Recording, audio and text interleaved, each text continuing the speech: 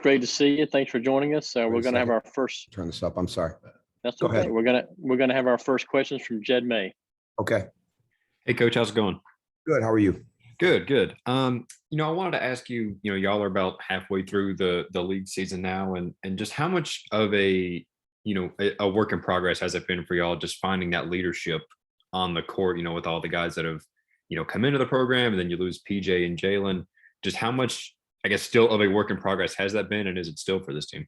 Yeah, I think it's a work in progress. I think there's no question it is. Even on your best teams, it's a work in progress because it's very, very hard to continue to lead your teammates if things aren't going well for you. And that's the defining characteristic of leadership for a team. And you have to be able to do that when the game is not going well for you, or when the game is in peril and you're not playing as well and you're down. You've got to continue to drive and inspire your teammates. And when guys have been together for years, or a couple of years, it's a little bit easier in that sense, but never totally easy.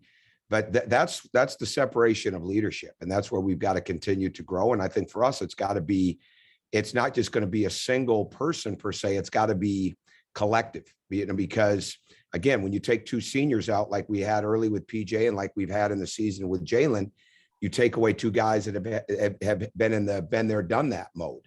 So you've got a lot of guys that haven't had that, but we have had a lot of games now, and we've got to believe that we can overcome things, and hopefully the Alabama win will help us in that case.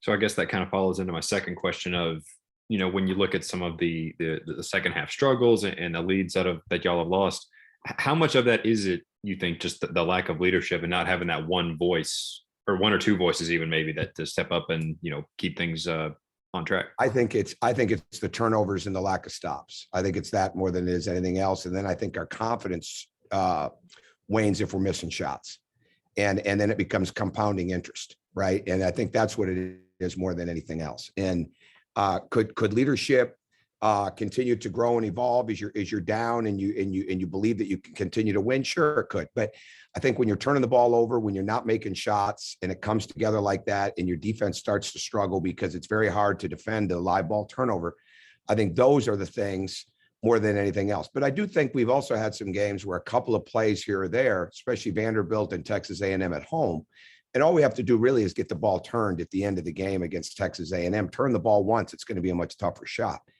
And we didn't do that. So those are the kind of things that you miss out on, those experiences that would give you that level of confidence.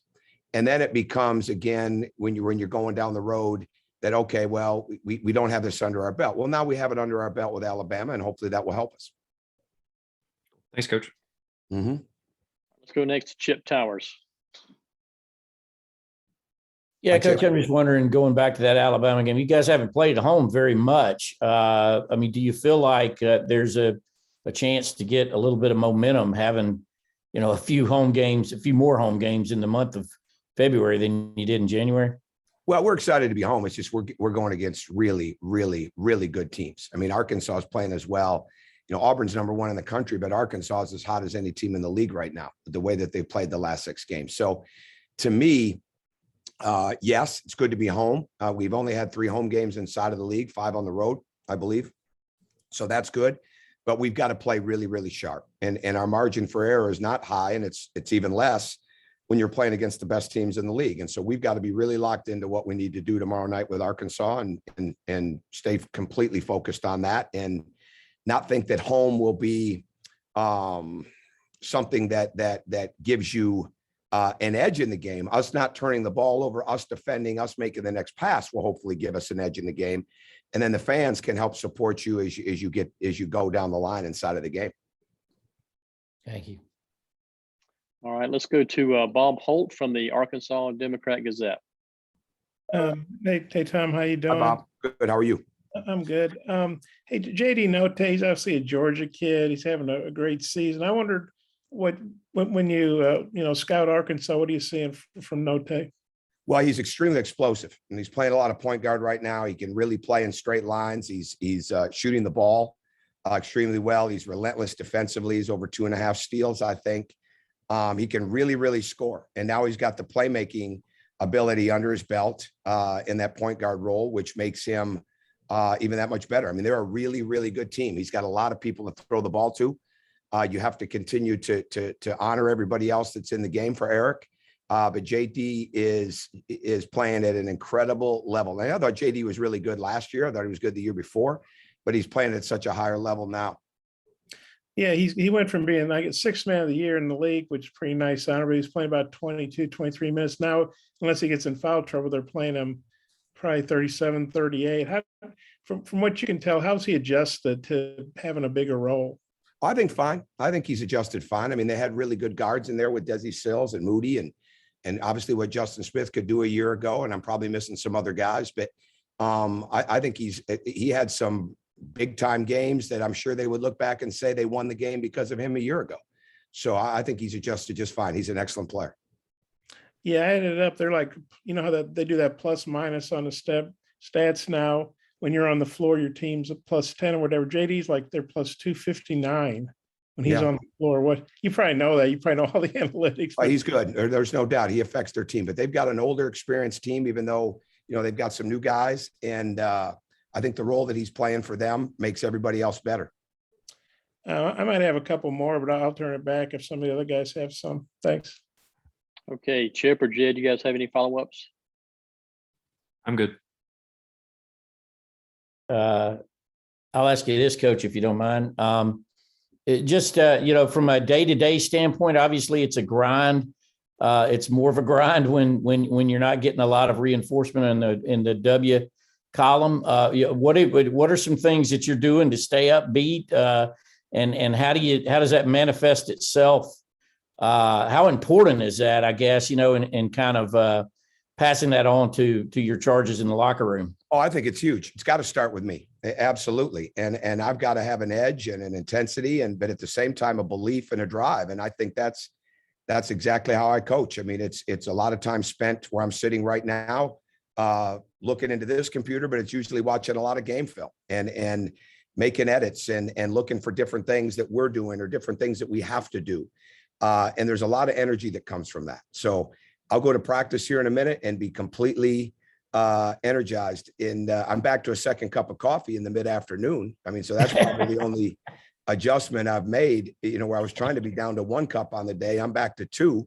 But the bottom line is I love working with these guys and they're getting better. And you know, if every day is a different day. It's not like you can go back and look at last year's plan and the year before's plan. Say, okay, we'll do this on February 1st because we did it last year. Everything is different. And you have to keep monitoring that. But the bottom line is that they could see right through me if I didn't believe we could win. And I don't have any doubt we can. So every day that we go in there, that's the plan and that's the process. Then we just got to carry it out in the games and find ways not to beat ourselves. And then at the same time, find ways to overcome doubt if they come into the game. But that's what we continue to practice for, whether it's practice, whether it's film, you know, whether it's a message, whatever it is. So I'm highly energized and feel good and would be disappointed in myself if I didn't. Okay, Bob, we've got time for one more question. Go ahead, please. Okay, I was just wondering, obviously Braylon's having a good season for you guys. Jalen Williams is playing pretty well for Arkansas. How do you see that matchup? Well, I think we're going to have, I don't think it's a matchup as much as you've got to have a team of guys be able to guard Jalen. I mean, he's shooting the threes, making passes. He can play in the post. He can play in the short roll. You've got to move him around. He's playing at an extremely high level, playing with a lot of confidence. You know, Braylon is as well. And so I'm sure they'll match up with each other, but there could be different things. Eric is going to throw a lot of things at you. Eric is an outstanding coach, always has been. And I think when you're coaching against him, it's not only what you see on film, but you have to go a little deeper and say, okay, what could we see? And because he's got such a vast playbook offensively and defensively, and because he's such a game plan coach. And I think I've said that before, and I think that's one of the reasons he's so outstanding. He is going to take each game for what it is. So you have to anticipate a little bit, and hopefully they have to do the same with us. But bottom line is he can utilize his guys a lot of different ways, and Jalen Williams is extremely good at that. And we've been able to do more of that with Braylon Bridges. Coach Crean, thanks for your time and good luck in tomorrow's game. Thank you, guys. Thank you. All right. Thanks, everybody. And we'll see